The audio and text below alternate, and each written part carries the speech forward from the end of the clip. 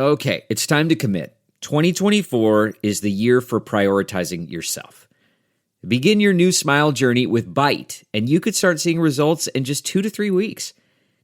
Just order your at-home impression kit today for only $14.95 at Byte.com. Byte clear liners are doctor-directed and delivered to your door. Treatment costs thousands less than braces, plus they offer financing options, accept eligible insurance, and you could pay with your HSA, FSA. Get 80% off your impression kit when you use code WONDERY at Byte.com. That's BYTE.com. Start your confidence journey today with Byte. When you want to have fun and have scratchers to scratch, there's a playful way you can do just that. Scratch with the key or acrylic nail. Scratch with the quill from a porcupine tail. Use a belt buckle from your friend Lamar. Or scratch with your pick while you play guitar. You can scratch in a bunch of different playful ways. Scratchers from the California Lottery. A little play can make your day. Please play responsibly. Must be 18 years or older to purchase, play, or claim. Acast powers the world's best podcasts. Here's a show that we recommend. What is The Briefing Room? It's a behind-the-scenes look at how the criminal justice system works and the lives of the people within that system. If you love true crime, well, these are the real people who do the job every day of making sure justice is served. Hi, I'm Detective Dave. I'm Detective Dan. Together, we have decades of experience in local law enforcement, a profession that we think is often misunderstood. So we're going to explore how to do it right, and we won't shy away from when it's done wrong. These are stories you'll hear nowhere else. Unique, frank, and unvarnished. From the team that brought you Small Town Dicks, this is The Briefing Room. Episode 1 drops on August 30th. We'll meet you in the briefing room. Acast helps creators launch, grow, and monetize their podcasts everywhere. Acast.com.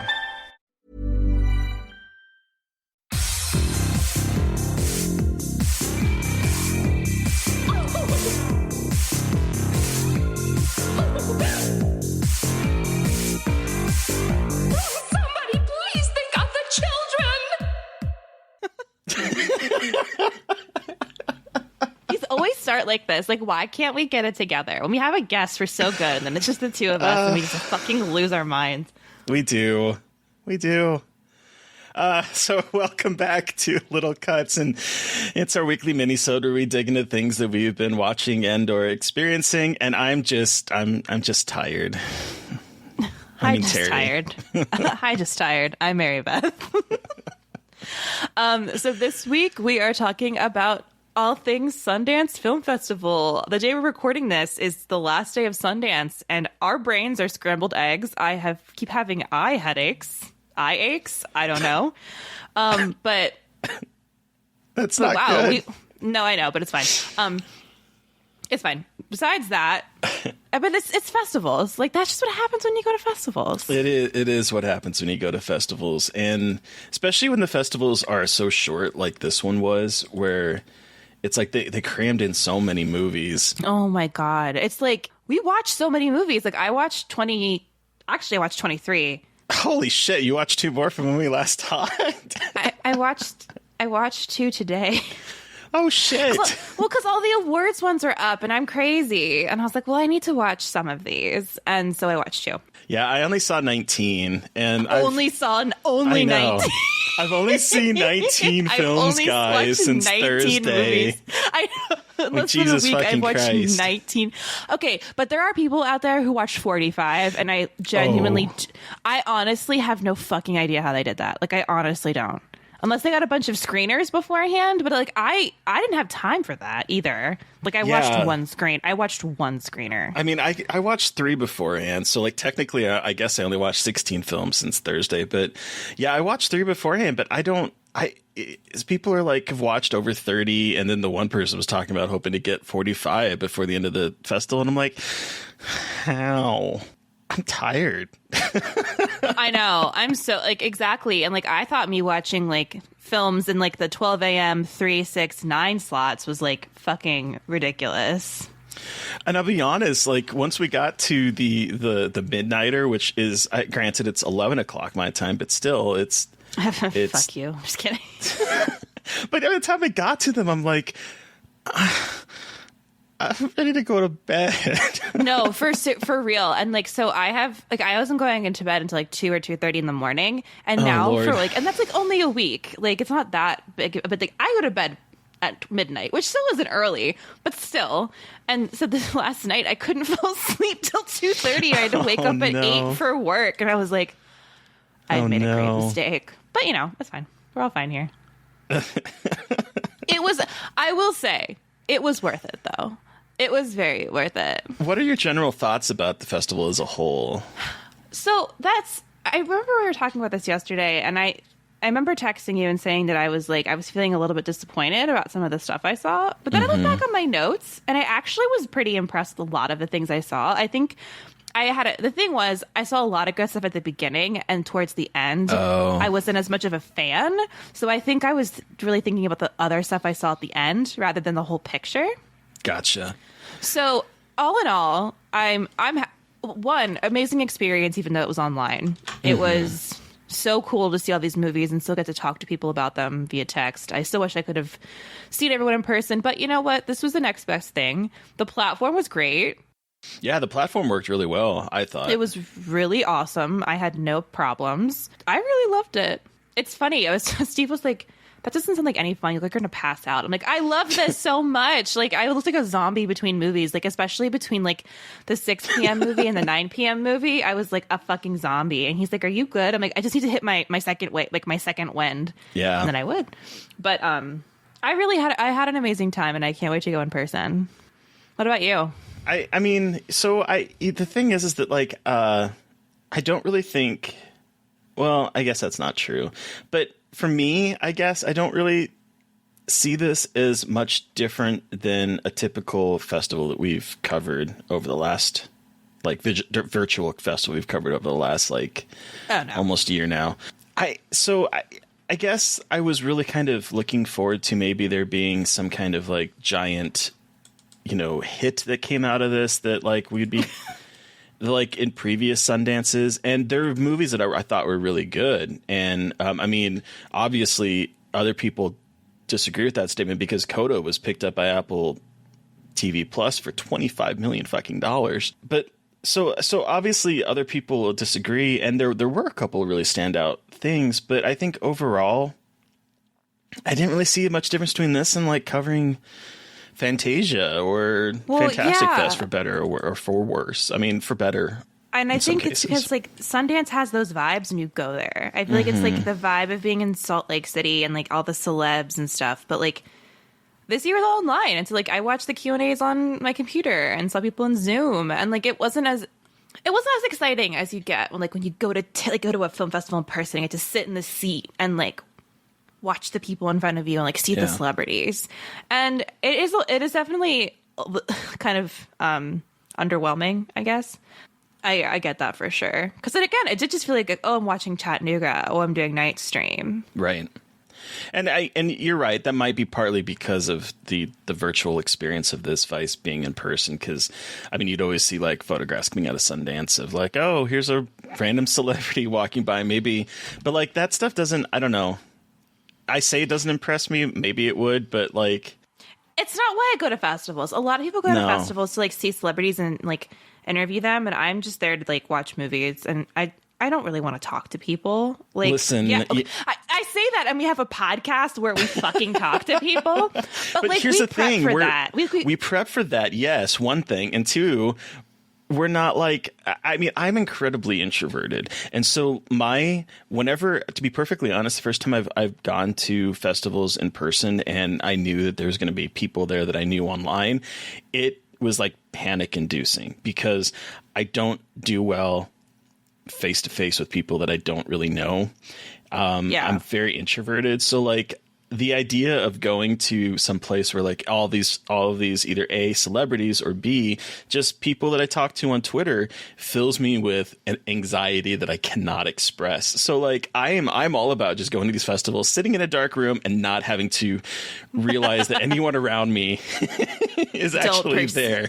don't perceive me, don't look at me, don't breathe near me. No, I get that for sure. It is like super awkward because then I'm like, what if I say something stupid? Like on Twitter, you don't know what I look like, and now you know I'm a real person, and you might think I'm a dumbass. That is totally my fear. I don't think it's happened yet, but no one's told me, so I'm just gonna live in blissful ignorance and just make sure no one thinks I'm a complete dipshit.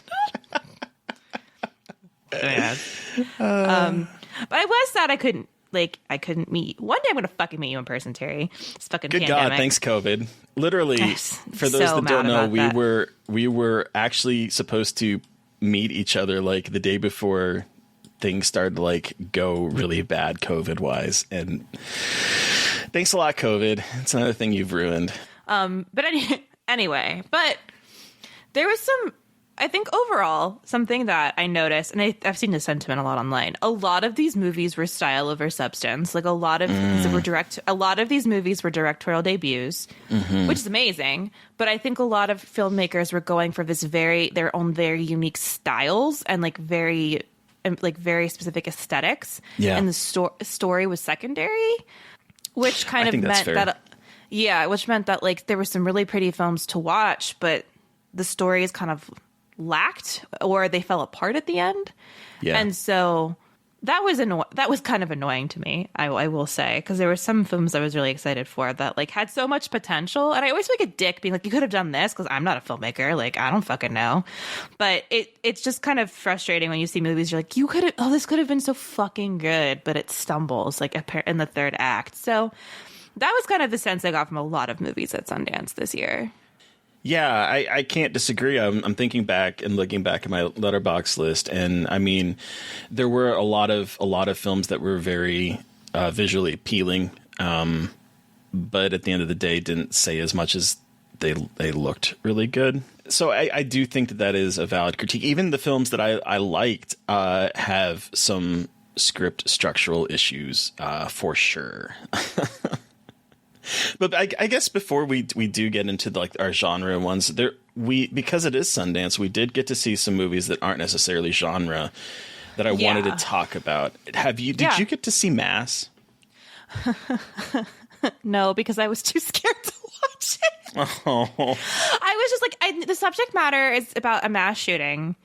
Yeah. And I was not ever in a mental space where I thought that I could handle it, or like, I don't know why. Like, I watch all these fucked up gory movies that I wrote and loved, but that one I was like, I don't think I can watch it right now. I think my brain was just like not in a good space to watch something like that. That is perfectly fair. Let me tell you, it's for those that don't know, it is the directorial and written debut. Well, I don't know if you might have written before, of Fran Kranz, who y'all might know from Joss Whedon films, particularly like The Cabin in the Woods. He was the stoner dude in Cabin in the Woods. That's wild to me, by the way, that the stoner who had the amazing coffee cup bong wrote this and directed this movie. Like, what? Yeah, he's also really fit. He's a very handsome looking man. I remember, and I bring this up only because I do remember when that movie came out, they were talking about how they had to like film around his very fit body to make him look leisurely and stonerly, because he's a very good looking man, and good for him. He takes care of his body. Yeah, I looked at that. He does. Anyway, besides that, how was Mass, his really upsetting movie about mass shootings? So it's, if you had told me that this was based on like some award-winning play, I would have believed you, because it's basically just 4 people in a room, 2 families, 2 parents, 2 sets of parents, one of a kid that was murdered in a school shooting, and the other set of parents, the parent of the school shooter. And it is hard to watch. It's very sad. It's so sad. But it like, I could have guessed that. I know, right? I mean, it seems like on the nose to say that, but like, I'll tell you what it is it is a performance powerhouse out of the 4 leads. I mean, you have Ann Dowd, who I think goes under the radar a little too much in terms of what people's people's expectations of her, because she is a phenomenal actress who is shown across like so many different things. She was in Compliance, she was in Hereditary. I remember her specifically from The Leftovers. Oh my God, yes. Like, she is a phenomenal actress that I think is overlooked an awful lot, way too much. And she is the mother of the school shooter. And let me tell you, by the end of the movie, you just want to give her a fucking hug. Like, she just... Oh my God. Is just... Oh, she's really good. And Martha Plimpton, who I've only ever seen in, like, comedic roles, I guess, or, like, more sarcastic roles, pulls out a performance of a lifetime in this movie. I'm a little bit sad. I'm so bummed I missed it, but at the same time, I was just like... It's an exhausting film. It's almost 2 hours long, and it is... I mean, it just goes through the gamut of emotions. And Martha Plimpton, I love her so much. I know. And she's the other mother, the mother of the victim. And oof, let me tell you. Oh, God. She just... This is a performance. These two performances are ones that should get award recognition, because they're just... So this movie sounds like Oscar, and I call it Oscar bait, but Oscar bait, like it sounds like the kind of thing that would do really well on awards. Oh, and Jason Isaacs, of course, but like he always slays. Yeah, and I mean, like his performance is really good. The two women in this in particular, they're the reasons to watch it. Honestly, hell yeah. Okay. One of the movies I really wanted to talk about was Wild Indian. Did you get to see Wild Indian? I did not, but I've heard good things about it. So, okay, let me pull up my notes. Flip through my notebook because I live in the 1800s. So Wild Indian is directed by Lyle Mitchell Corbine Jr. He is an Indigenous filmmaker, and this is one of the only films I think that was in the festival by an Indigenous filmmaker. So basically, there's these two boys that live on a reservation in Wisconsin. There is Tedo and Makwa. They're friends. And Makwa is relentlessly abused by his father and his mother, and Tedo his mom is an alcoholic. And so this art, like, it sets this tone of the kind of the reality of life on a reservation without it being like, look how awful this is. But like, it's a very real look at the violence that people talk about on reservations, but like from a very kind of like personal lens.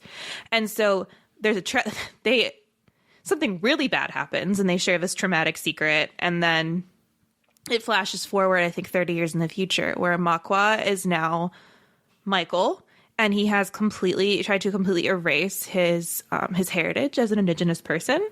And then there's Tedo, who has gone to jail. And so the two of them are kind of trying to cope with their trauma, and it's really, really, really intense. But it's beautifully made. And, you know,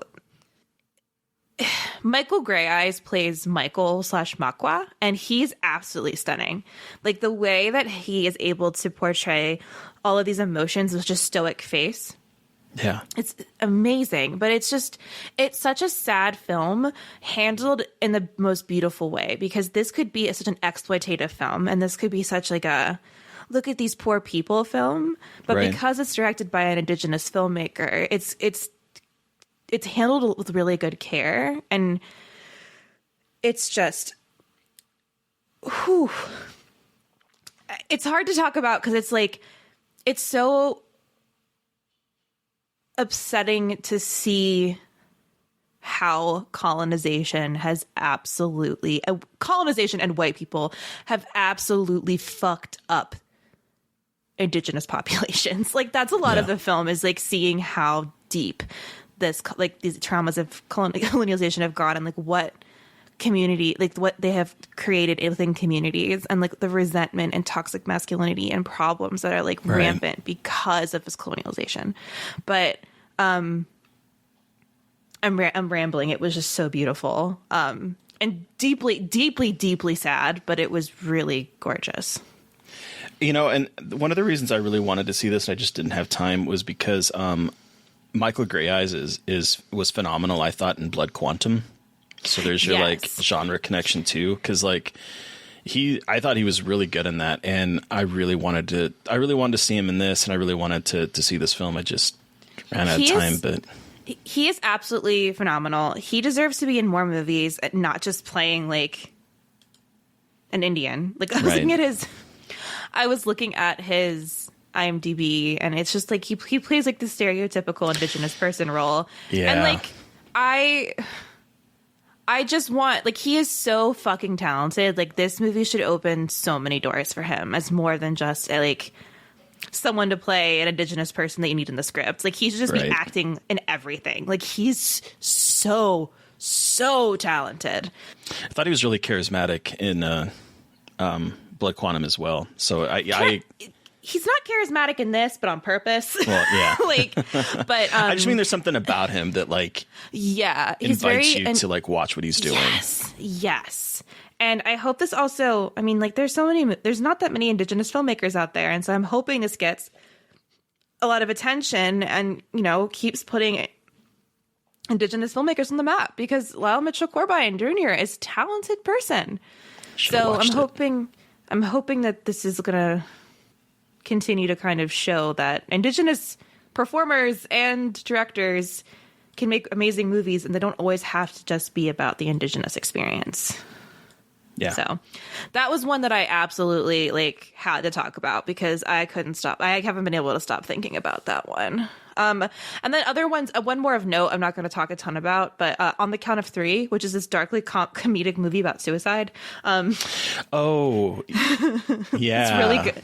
I laughed a lot, and then I got really upset at the end. So it's like one of the most effective dark comedies I've seen in a long time. Really? God, I should have.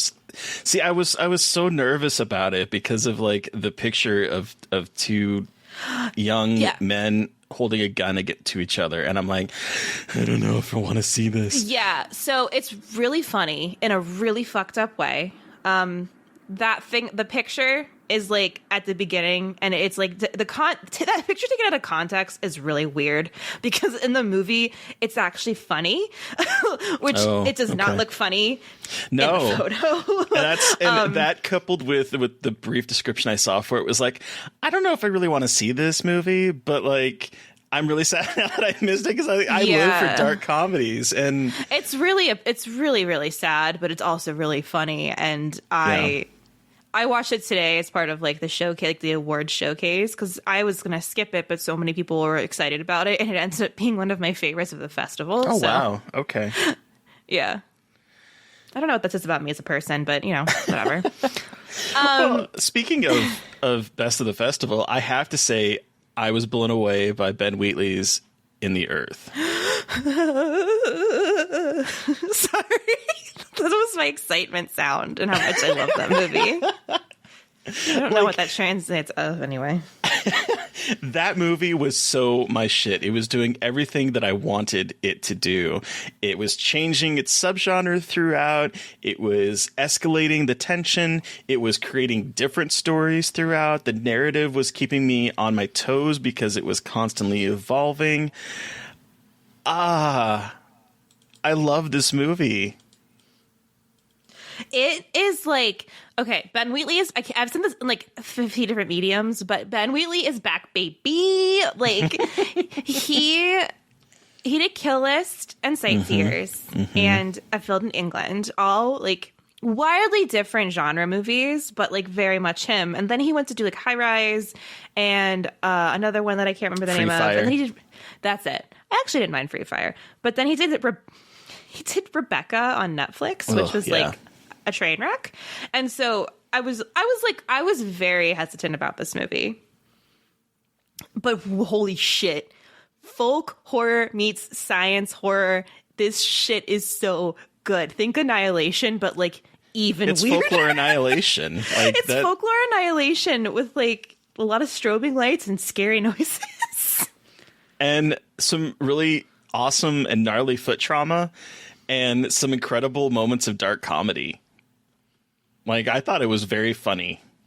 So I didn't get the comedy didn't land as much with me.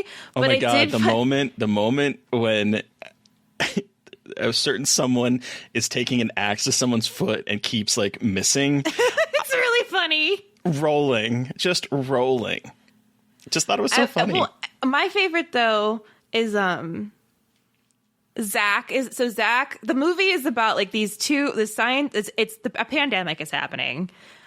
But I like this movie because the pandemic is in the background, but it's not like, oh, the pandemic has these symptoms and this symptom. Like, it's much more of the backdrop rather than the focus. Right. Which I was happy about, because I was like, there was a lot of movies this year about the pandemic, and I was like, for fuck's sake.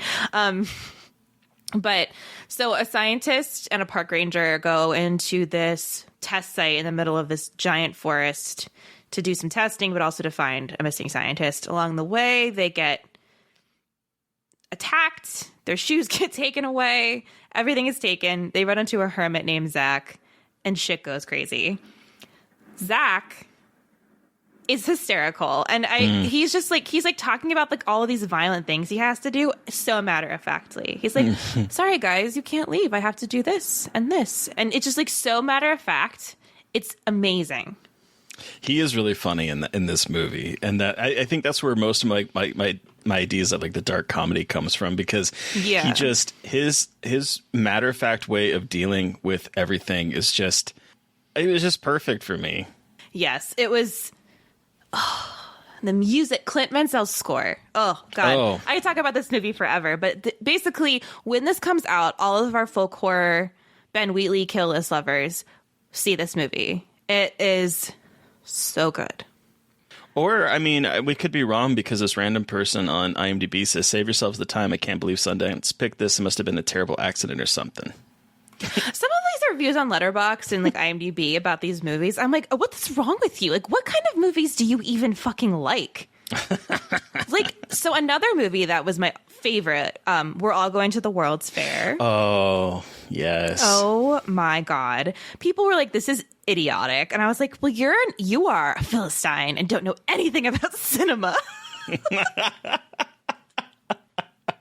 We're not gatekeepers, but that is also a true statement. But you can have your opinions, but that one is wrong. No, I love this movie too. And what I loved about it is hearing everyone's different response to it and what it means. Because it's basically, at the heart of it, it's about this very lonely teenager named Casey who becomes immersed in an online role-playing game that's sort of like, it takes stuff from like, you know, creepypastas and sort of how people have taken stories that might have started somewhere and then making their own content within that larger mythos.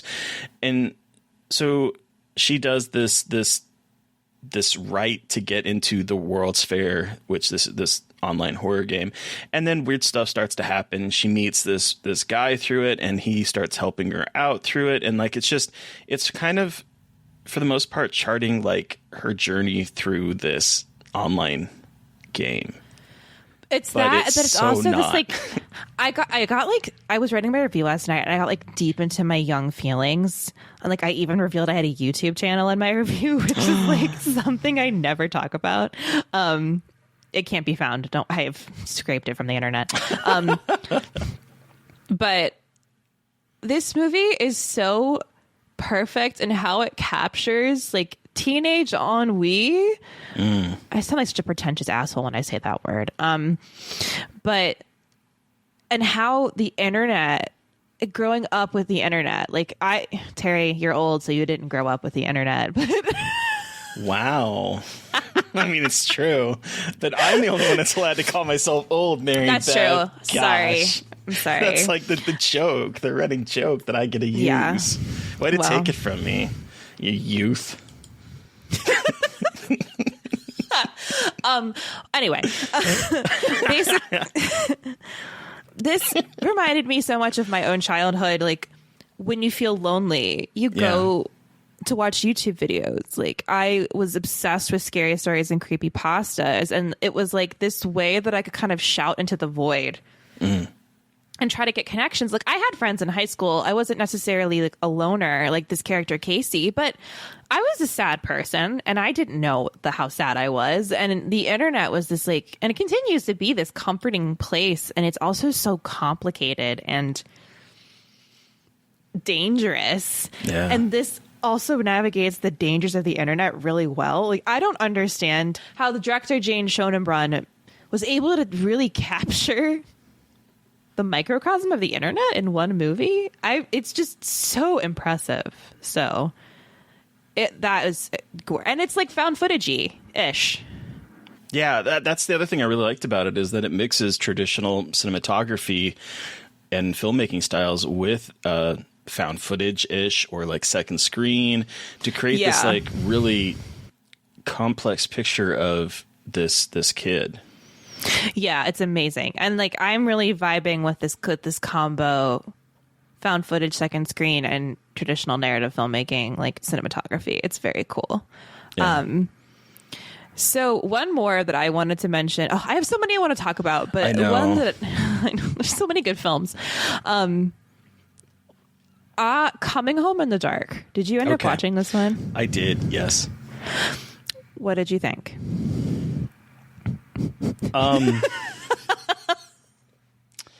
I don't think I liked it as much as most people.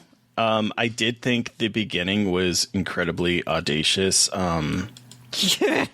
Sorry. So what I will say on a positive note is that I really liked the way it inverted and subverted a revenge film in interesting ways. But I don't know. There's a point in the movie where I just started to like not feel the tension that they were obviously going for. Oh, really? Okay. Yeah. It didn't work for me at a certain point. Okay. And I don't want to really delve into it too much because I don't want to ruin it for people that aren't able to see it for very long. So I mean, we can talk offline, but like, yeah, for some reason it just at a certain point it stopped working for me. But let me tell you, the opening act to maybe the midpoint was really working for me. So I was not sober when I watched this because I'm not reviewing it. So I partook in some of the devil's lettuce before I watched it because I was like, I knew absolutely nothing about this movie. Like the description of this movie did not make it sound that intense. So I was like, oh, midnight movie vibes. That was the worst mistake I've ever made because this is a New Zealand thriller. This is a film in the vein of those like Australian, New Zealand extreme cinema, Hounds of Love, Wolf Loved Creek, Ones, that Wolf kind of Creek. feel. So it's that feel, very nihilistic, very upsetting, very gory. But this one is a much more, I think, has more of like soft is not the way I want to put it. It's a little bit more serious in its depictions. Like how it's not as ridiculous as some of the other ones. Like extreme cinema can almost be like ridiculous, but this one is like really dark because it deals with a lot of trauma and like the history of New Zealand. So but I just want to give a huge shout out to Daniel Gillis, who plays Mandrake, who is the villain. I have no idea how he plays. This is like the best villain I've seen, perhaps ever. He is really good. He is so calm and disgusting and creepy, and I don't understand how he plays this kind of character so well, but like it is absolutely breathtaking and repulsive. You know what? So I'm looking back at my letterbox, and I think I know why it might not have worked very well for me. Why? So it was the third film in the day that I watched. I started out watching How It Ends, which is this low frills comedy, and then I watched Mass, and then I watched Coming Home in the Dark.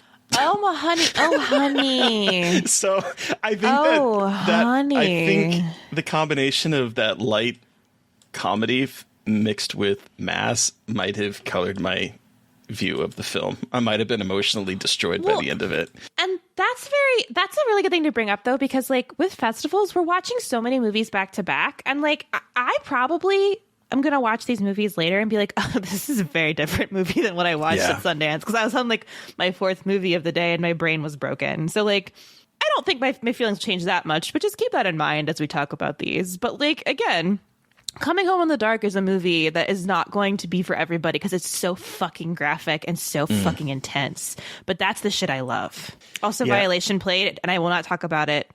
But holy fuck! Wow. Wait, okay. I'm sorry. Can I hear your thoughts on it really quick? Yeah. Just because I'm obsessed with Violation. I'm sorry. I just need to know. I loved it. Isn't it weird? Isn't it weird to say that about this movie? It made me really uncomfortable. especially with this very graphic depiction of a male erection that, like, I kept sitting there thinking, that is a very realistic looking prosthetic. And then I started thinking, is it a prosthetic? It has to be a prosthetic. I think it has to be a prosthetic, but it was a very realistic one. But I don't know. I don't know. Because, I mean, there was some unsimulated action going on there. So, well, like... Okay, yes. I was going to say, like, there are some parts where I'm like, that is attached to his body. Like, there's no way that is not his real penis. Anyway, that's just... It brought me back, when I was watching it actually brought me back to our episode where we talked the best of the decade with Molly and Jessica talking about Adam Scott getting wanked off. Because, like, I kept thinking... This is just like that. It has to be, because although it moved so realistically, I'm sorry, I I'm focusing on this very small moment. I know exactly what you're talking about, where it's like involuntary moving, and I'm like, but you can't recreate that, can you, with a prosthetic? Like, that had to be his penis. Okay. Anyway, yeah, and that's the thing, is that scene made me so uncomfortable because of everything going on in this movie, and I think that is what I'm so happy and proud that Shudder picked it up, because this is not the kind of movie that I would expect to get, like, as wide of intention as Shudder is probably going to give it, which I think is amazing. I think I'm the way gonna it's cry structured thinking about it. Like, I'm getting emotional because I watched it for the second time. So there is something like deeply, deeply this movie has affected me, and watching it the second time, I loved it even more. I almost threw up. Not for being graphic, but triggering. But I knew that was going to happen. Like, I went into it knowing, like, what to expect, and I don't think it was going to make me as nauseous as it did, but I loved it. And the way they're able to capture PTSD and this like horrifying feeling, and also having the main character who is assaulted not be an anti-hero kind of character, it all meant so much to me. And seeing like this genre that I am obsessed with coming into this kind of interpretation. Yeah. And like you said, its structure is awesome. It's like non-linear. Yeah. So it goes back and forth in the beginning. Yeah, it's a little bit confusing at first, but in such a fantastic way, because like this scene with the penis is set to unnerve you and keep you unexpecting what's going to happen next. And yeah, it's weird to say that in a film that is about rape revenge, but it did make me really curious to see how it was going to portray out, and how we got to this scene that's early in the beginning of the movie, and how it would progress. It just, this is not a subgenre that I'm particularly fond of, but like this movie was really, really well done. And it's co-directed by a woman, Madeline Sims Fewer, with Dustin Mancelli. I watched the Q&A afterward. They are both trauma survivors, and I'm not saying you have to be a trauma survivor to make a rape revenge film, but you can kind of, like, they both were very intense talking about their trauma, and like how this was a film that was like closure for them.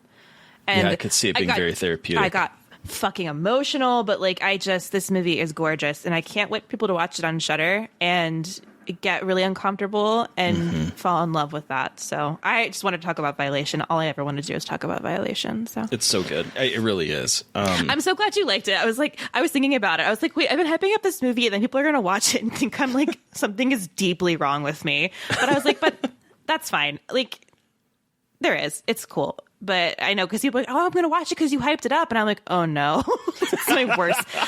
That's my worst fucking nightmare. And I'm like, don't tell me if you didn't like it. Right. Anyway, do you want to give some honorable mentions, just like super quick? Yeah, I really wanted to bring up 8 for Silver, the werewolf movie.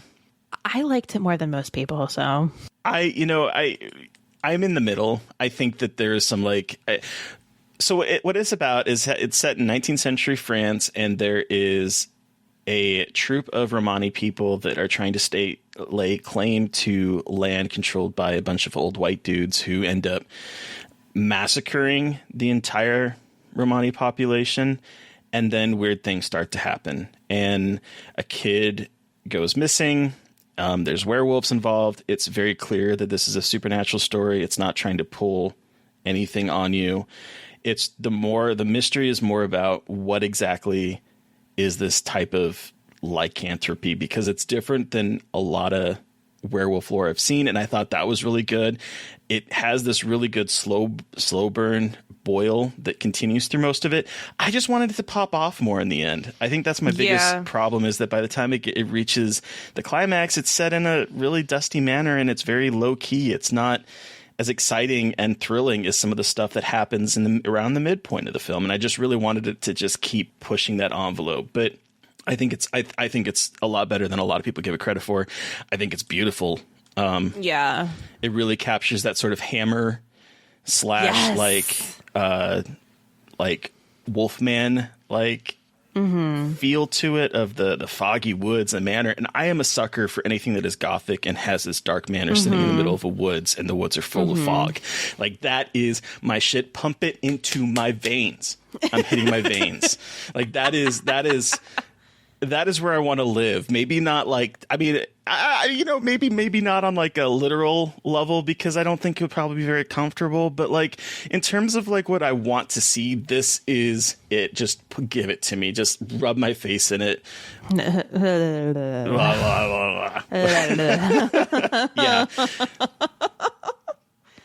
And you liked it a lot more than I did too. I mean, I don't know if I liked it more than you. I thought I liked it more than most people, which is like a low, not saying too much, because I know people really didn't like it. I didn't think it was that boring. I think it was cool. The werewolf design was cool. The CGI is a little bit iffy, but like, I kind of CGI is not good. Yeah. Like, and it's not so much that the quality of it wasn't good. It's just that they didn't do in my opinion, did not do a very good job of color correcting it. So it kind of pops in things that are a little bit more murky and foggy. It looks like it's been put there, like photoshopped, and doesn't really work for me. No. And I'm still trying to parse out how I feel about them using Romani people with a curse. I have like very conflicting feelings about that I'm not sure. I don't know how to parse them out quite yet, but it's interesting, their use of. I mean, it's sort of like honoring the structure of a werewolf movie, where they're basically, that's in almost most of the earlier werewolf films. That's what they relied on. It just, I kind of like you, and I'm having a hard time parsing out my feelings on it. I did have a problem following this entitled group of old white men that massacred them, and were supposed to feel some kind of sadness, I guess. Oh, fuck no. I felt absolutely zero sympathy for those assholes. Like, I was like, eat them. Actually, eat them all. Do we need to stop them from getting like destroyed? Because I'm okay with this. And I don't think it necessarily does a great job of like reconciling the sins of the father visited on, the children, which is kind of what it's, I guess, trying to portray with the parents murdering the Romani, but didn't completely work for me. I think it's the best werewolf film I've seen in a while, though. Yeah, I think it was a fun werewolf film. Unfortunately, my standards for werewolf films are so fucking low at this point. So it was a good werewolf movie in comparison to other things. Also, if you want to see my reactions to everything that I saw, I have a thread on Twitter. If you want to read my pretentious attempts at musings, there you go. That it's hard to do that. Some people write like amazing, like 240 character reviews, and I'm like, it good. I had fun. I just gave up. I know. It was more like trying to keep track of things in my head. I love Letterboxd, but I was like, this will be good practice. And I was like, I'm such an idiot. I don't even know. I just watched this movie and I have no thoughts. Brain empty. I don't know. I'm sad, or I'm like had a good time, or ew. All in all, there's some good shit. There was some good shit. I think there's going to be some interesting and exciting genre fare heading your guys' way, either at more festivals or hopefully release. Violations has a release date. It's coming out in March, I want to say. So you have that to look forward to, for sure. Well, look forward? Yes, look forward to. Yes, look forward. I'll say look forward. So that That's Sundance. Tip of the And next iceberg, week- but yes. Yeah. Next week, we're up to our regular bullshit. We are. Our guest on Monday is Caitlin Nelson, who writes for KillerHorrorCritic.com, and she typically writes a lot about disabled horror and how the two intertwine sometimes. And we are talking about The Grudge. Oh. So expect a lot of that, I believe, in the episode. Yes, there is. There is quite a bit of it. We're back on our Wrong Turn bullshit. So we will be watching Wrong Turn 5, RIP. I know that's the worst one. So I'm excited. And, the thing is that it actually kind of works out perfectly because I believe we should be finishing up The Wrong Turn, including the remake, which just got a release date of the 23rd of February. So, Oh my God. between I'm so the 12th and the excited. 26th, we'll be covering the entire franchise. We'll be done. I know. I Shoot can't it in believe. its head. I cannot. I can't believe the timing worked out so well that it culminates in the remake. Fate, fucking gross fate. But that'll be a fun next couple of episodes, and just with The Wrong Turn. And then Terry, what giallo are we watching? We are watching. We're going back to our Argento roots, and we are watching what is one of my favorite of his giallos, The Bird with the Crystal Plumage. And I cannot wait excited to talk to Mary Beth about it. I'm so excited. It's one of those movies I bought in an Arrow sale, having never seen it, but the cover was pretty. So I'm excited. Oh, it's gorgeous. I'm so excited to finally watch it and be like, oh, this isn't just gathering dust, like with all my other DVDs. So, listeners, you have heard from us. We want to hear from you. Did you go to Sundance? Did you watch anything that we watched? Tell us what you thought. Or if you didn't go to Sundance, tell us some of the movies you are the most excited for to get distribution. So you can send us an email at scarredforlifepodcast@gmail.com, or you can reach out directly to us on Twitter. I am at MB McAndrews. And I'm McGeely Dreadful. Of course, make sure to follow the podcast on Twitter at Scarred Podcast. And, we did really well and got a bunch of reviews in the end of December, early January. I think maybe in hopes that I would give myself birthday spankings, but that didn't happen. But we could use some more. Valentine's Day's coming up. Send us a Valentine. I have to link this I have to link it to every holiday. I'm going to do it. I love it. Send us a Valentine on iTunes with reviews. Please do. Thank you to Eric Power for our artwork. Thank you to Sean Keller for our music. Thank you to everyone for listening. Stay safe out there, but most importantly, stay creepy. And until next time. Won't somebody please think of the children?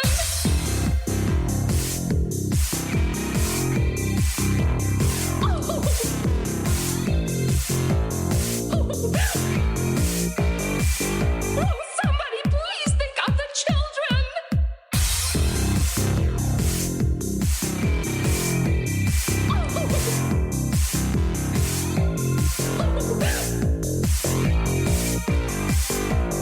Somebody please think of the children!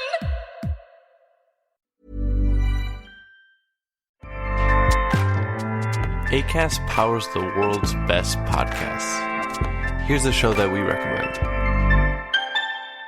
What is The Briefing Room? It's a behind-the-scenes look at how the criminal justice system works and the lives of the people within that system. If you love true crime, well, these are the real people who do the job every day of making sure justice is served.